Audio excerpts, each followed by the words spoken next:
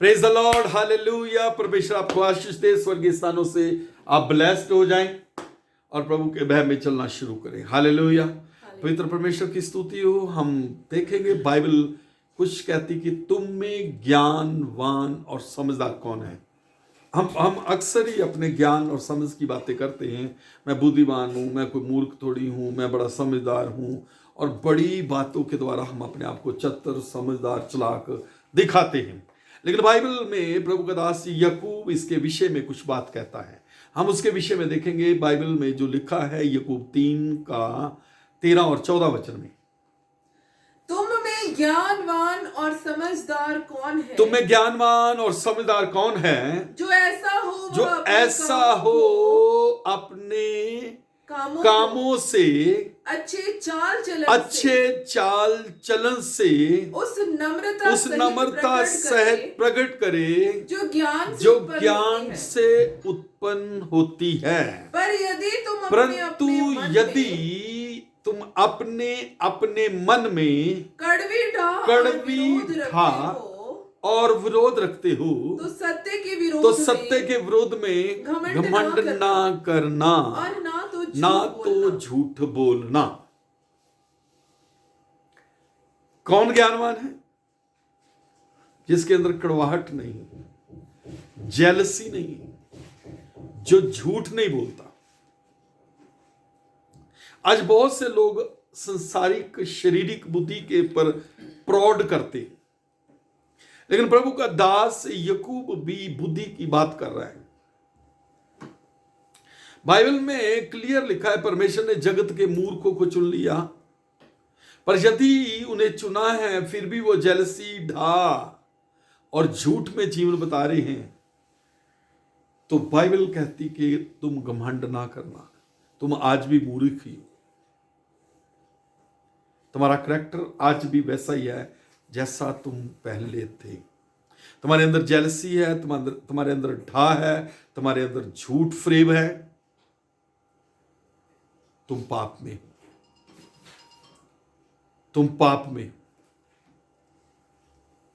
अगर तुम ज्ञानवान हो तो तुम्हें उत्तम बातों के द्वारा इसे प्रकट करना है। परमेश्वर के प्रेम को प्रकट करना है, परमेश्वरीय बातों को प्रकट करना है, स्वर्गिक बातों को प्रकट करना है।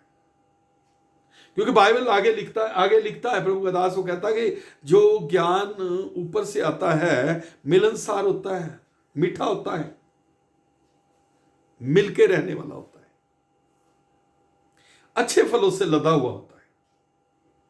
परंतु जो संसारिक ज्ञान है, बैर भाव, क्रोध, विरोध, जलन, ईर्ष्या, निंदा, इसे सब पाप है, मूर्खता है।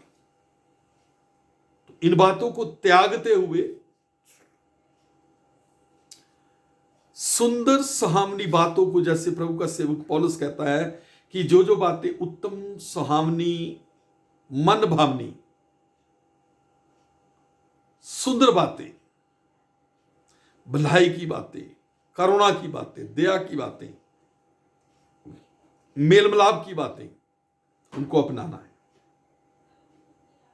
और यदि आप इन बातों को अपनाते जो उत्तम और आदर की बातें हैं, जैसे पौलुस प्रभु का सेवक फलों के बारे में बात करता, आत्मिक फल क्या है, यदि तुम उसे अपना के चलते हो तो मेरा ख्याल है आप ज्ञानी हो, महाज्ञानी, समझदार हो, और आपके जैसा कोई नहीं।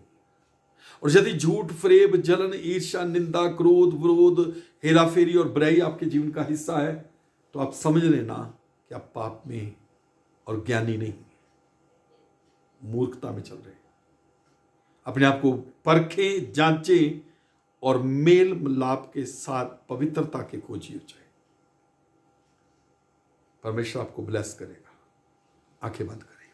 स्वर्ग के परमेश्वर प्रभु यीशु के नाम से मैं तेरा सेवक, तेरा आदर करता हूं।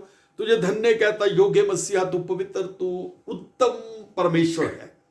तेरे लोगों को ब्लेस कर खुदावंद। हर तरह का अंधकार, श्राप, शत्रु, दुष्ट, विरोधी का आत्मा, जेलसी का आत्मा, झगड़े का आत्मा, क्लेश का आत्मा, लड़ाई का आत्मा, पाप का आत्मा दूर कर। तेरी आग से भर रोग बीमारियां जाती रहे, दुष्ट आत्मा जाती रहे, भूत आत्मा जाती रहे, विरोधी की आत्मा जाती रहे, शत्रु की आत्मा जाती रहे, दर्द पीड़ा की आत्मा जाती रहे, सिर के रोग, कान के रोग, हालेलुया जाते रहे, आंख के रोग, गले के रोग, स्किन के रोग, हड्डियों के रोग, माइग्रेन के रोग, स्पाइनल के रोग, घुटनों के रोग, बवासीर के रोग, हर्निये के रोग, प्रभु यीशु के नाम से आगे देता हूं। फेफड़ों के रोग, हार्ट के रोग, लीवर के रोग, किडनी के रोग, यूट्रस के रोग, यीशु के नाम से आगे देता हूं। Get out in the name of Jesus. हर प्रकार का कर्ज जाए, क्लेश जाए, झगड़े जाए, लड़ाइयां जाए, समस्या जाए, संकट जाए, निसंतान संतान पैदा करे, बेरोजगारी जाए, डेविल जाता रहे, प्रेम मिलनसार बातें प्रभु इनके जीवन का हिस्सा हो। तेरा पवित्र नाम महिमा पाए और मसीह की कलीसिया मिलकर बोलेगी आमीन, आमीन, आमीन, आमीन, आमीन।